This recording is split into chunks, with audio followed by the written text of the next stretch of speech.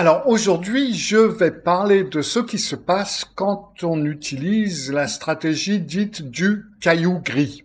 Alors là, déjà, il y a déjà des gens qui disent caillou gris, mais de quoi ils parlent là? Dès la dernière fois, ils nous parlaient d'aspirateur. Qu'est-ce que c'est que ce truc-là? Eh ben, le caillou gris, c'est une méthode utilisée. Je vais même vous parler du caillou jaune en plus. Alors, avant de vous expliquer un petit peu tout ça, je vous propose de vous abonner si ce n'est pas encore fait, de mettre un petit pouce bleu surtout si vous aimez, et puis, ben, écoutez, restez en ligne. Je suis à vous tout de suite. Alors le caillou gris, grey rock, qui est en fin de compte un rocher gris ou un roc gris en anglais, c'est une expression utilisée pour parler de quelque chose de tout à fait insignifiant. C'est-à-dire que si vous vous promenez, ne serait-ce que sur une plage, hein, vous avez des galets, disons que c'est une plage de galets au Havre, tout ce qui est les galets gris, bah oui, bon bah c'est des galets. Par contre, vous allez voir un galet blanc brillant ou noir ou rouge, etc. Ça, va attirer votre attention. Mais les cailloux gris, les galets gris, bon, c'est du gravier, c'est des pierres comme ça. Et en fin de compte, la technique du caillou gris, c'est une métaphore pour dire, ben voilà, vous devenez un caillou gris, vous ne vous engagez pas, vous êtes quelque chose de tout à fait insignifiant. Et le problème du caillou gris, c'est que dans une relation avec un narcissique ou avec une personne narcissique, il s'agit de ne pas s'engager, de ne pas parler de choses importantes, de ne pas se disputer, éventuellement jeter quelques petits morceaux d'approvisionnement de temps à autre, juste histoire qu'il vous lâche la grappe. Mais en fin de compte, c'est relativement proche du non-contact, sans être vraiment un non-contact. C'est généralement dans le genre de situation où vous ne pouvez pas aller en no-contact, ou bien parce que vous devez avoir une relation, vous êtes avec votre partenaire et vous ne pouvez pas, en tout cas pas pour l'instant, vous séparer, ou vous devez voir cette personne régulièrement pour une raison obligatoire ou pour une autre, ou c'est des réunions de famille, etc. Donc vous ne pouvez pas vraiment aller en no-contact pour une raison ou pour une autre, mais vous ne voulez pas ou vous ne voulez plus supporter ce qui se produit. Alors, la relation humaine avec les narcissiques, elles sont généralement motivées par leur besoin d'approvisionnement. La personne narcissique a besoin de se réguler en utilisant d'autres personnes. Ces personnes vont vont être leur réservoir. Alors, vont être leur réservoir et leur punching ball. C'est-à-dire que on voit souvent les personnes narcissiques ou les relations narcissiques avec la personne narcissique qui maltraite d'autres personnes, ce qui est exact et ce qui se produit en grande partie, mais ce qu'on oublie, c'est que les personnes narcissiques ont besoin des autres personnes pour se réguler. Et parce que les personnes narcissiques ont un besoin désespéré des autres, eh ben, elles en veulent à ces mêmes personnes parce que elles ont honte d'avoir besoin de ces personnes-là, puisque du fait, elles se considèrent comme meilleures que ces fameuses personnes. Donc, quand vous faites la technique du caillou gris, vous cessez d'être une source d'approvisionnement narcissique à la personne. Vous ne leur donnez plus rien, vous ne leur donnez plus de validation au niveau qu'elles désirent, mais vous ne leur donnez pas non plus les autres choses dont elles ont besoin, comme les disputes, les conflits ou les moments où vous montrez vos propres insécurités. Parce que, oui, quand vous montrez que vous êtes insécure, c'est quelque chose, c'est un approvisionnement pour la personne narcissique. Si vous vous dites, oh là là, mais qu'est-ce qui se passe s'il me quittait, et s'il me trompait, lorsque vous êtes en détresse, lorsque vous êtes mal, eh ben, ça leur donne de la validation. Ça leur rappelle qu'ils ont un pouvoir sur vous, ils sont importants pour vous. Et donc, cette idée que vous vous sentez insécure, cela veut dire que pour eux, ben, c'est un approvisionnement. Votre insécurité les approvisionne. Et c'est donc pour ça qu'ils vont justement jouer sur votre insécurité et vont vous garder dans un système plus ou moins insécure parce qu'ils ont besoin de cet approvisionnement. Maintenant, quand vous allez quand vous allez passer à la technique du caillou gris, c'est encore plus efficace au début d'une relation.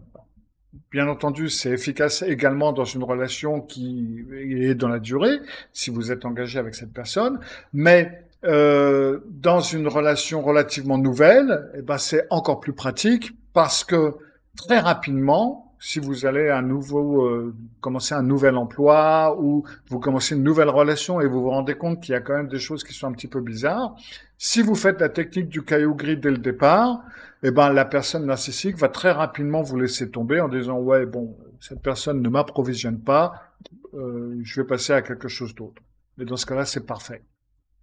Voyez un petit peu ce système d'approvisionnement, c'est une image que j'ai utilisée auparavant d'ailleurs, comme un robinet. Vous voyez. Vous avez un robinet, vous l'ouvrez et puis il coule de l'eau. Là, ce que vous faites, c'est qu'en fin de compte, vous réduisez le débit d'eau en faisant la facile pierre grise, de façon à ce qu'il y ait juste un petit filet ou du goutte à goutte. Et donc, après un certain temps, la personne narcissique va dire, ouais, bon, bah, maintenant j'en ai marre d'attendre ce robinet, je vais aller voir un autre robinet, tout simplement. Alors, le truc, c'est que surtout si vous êtes déjà dans la relation et que c'est une relation qui a duré un certain temps, la personne narcissique a l'habitude que vous fonctionnez d'une certaine façon et que les choses se passent d'une certaine façon.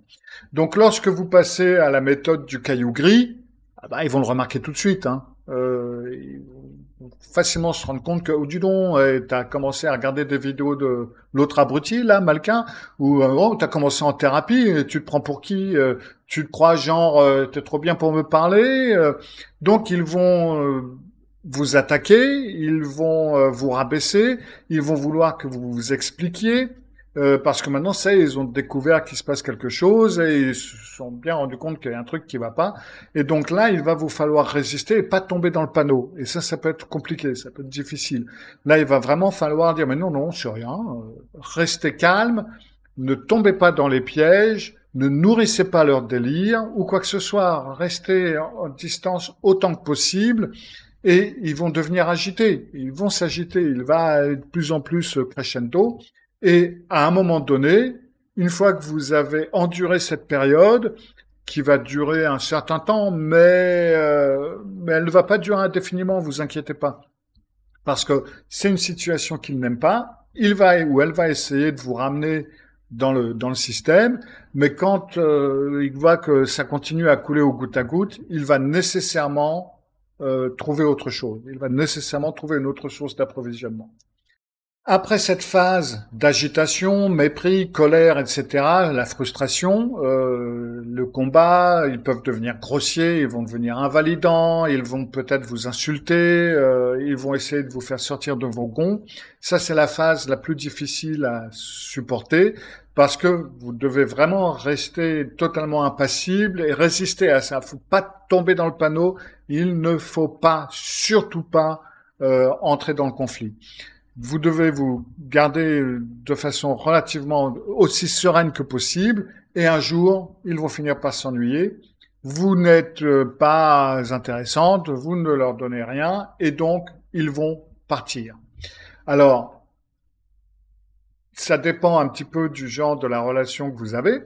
Ce rejet va être inconfortable pour vous et ça peut vous rappeler des périodes de vie ou des expériences de vie précoces où vous êtes rejeté par un parent.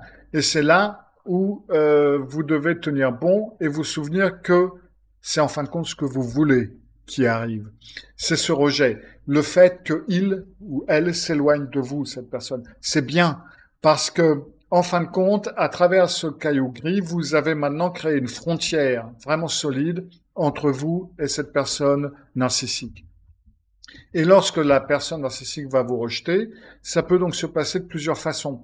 Ça va être, ou bien il va disparaître petit à petit, silencieusement dans la nuit, ou alors il va partir en criant et en vous insultant. Il va dire des mauvaises choses sur vous à d'autres personnes, et ça va être une phase relativement difficile. Beaucoup de gens croient que pour dominer un narcissique, vous devez les confronter sur certaines des choses qu'ils disent, etc., que vous devriez les insulter, que vous devriez vous battre aussi fort et aussi salement qu'eux, que vous devriez être aussi dur qu'eux, etc., etc. C'est faux. C'est pas vrai du tout. C'est avec des techniques comme la technique du caillou gris, lorsque vous arrêtez de leur donner de l'approvisionnement, que les choses vont changer. Ça n'est pas en les combattant, parce que le combat en lui-même est une source d'approvisionnement.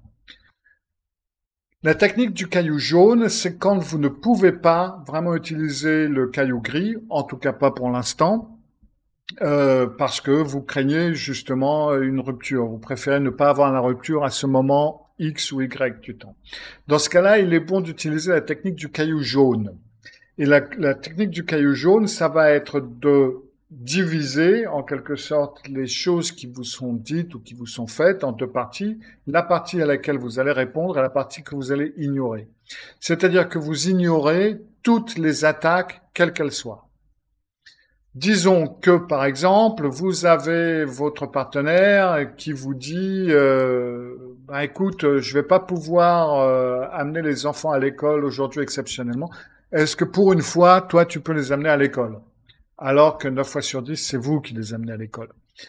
Au lieu de dire, bon, mais qu'est-ce que tu es en train de me dire? Là, généralement, c'est moi qui les amène à l'école, donc qu'est-ce que c'est que ces conneries? Et là, vous allez partir sur une discussion qui va mal finir, et vous le savez déjà. Eh ben, vous séparez le truc, et le caillou jaune, ça va être de réagir à la première partie et d'ignorer la seconde. Ça va être de dire, oui, ok, pas de souci, je vais les amener à l'école. Et vous ignorez totalement l'attaque. Ça, c'est la technique du caillou jaune et ça vous permet de passer, pourra-t-on dire, au caillou gris petit à petit. Et ça peut être surtout si vous ne désirez pas avoir une rupture à ce moment-là ou si vous avez certaines difficultés, certaines choses que vous devez mettre en ordre avant de passer à quelque chose de plus sérieux. Donc c'est la technique du caillou gris, du caillou jaune. Ce que je peux vous proposer également, c'est de prendre une petite pierre ou un galet. Si vous avez la chance, vous pouvez prendre un galet jaune ou un galet gris, le poser quelque part sur votre bureau, l'avoir dans la poche, le toucher de temps à autre quand les choses commencent à devenir un petit peu difficiles pour vous souvenir d'agir en connaissance de cause. Et petit à petit, vous allez pouvoir vous détacher, arrêter de vous faire manipuler et vous serez en tout cas plus serein. Comme je vous l'ai dit, la confrontation, ça se finit toujours mal. Et d'ailleurs, j'ai fait une vidéo là-dessus qui s'appelle le piège de la confrontation, parce que même si la tentation est grande de leur dire leur cas de vérité, c'est généralement une mauvaise idée. Et vous pouvez voir cette vidéo ici.